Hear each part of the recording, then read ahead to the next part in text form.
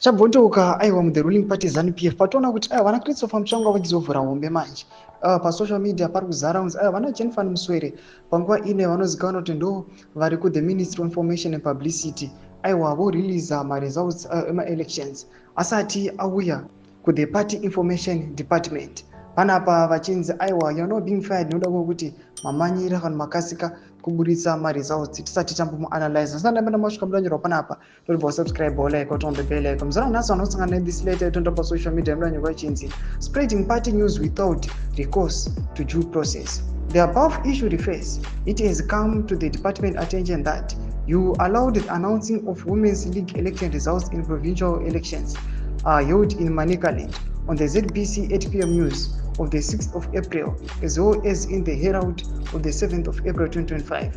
This was before the party had ratified the elections and formally announced them. This announcement was irregular and intended to preempt the due electoral provisions and procedures of the party. The other motive was to append standard internal consultations with the party leadership in accordance with the party constitution and the tenets. Deriving out of all this announcement is thus deemed to be of no consequence.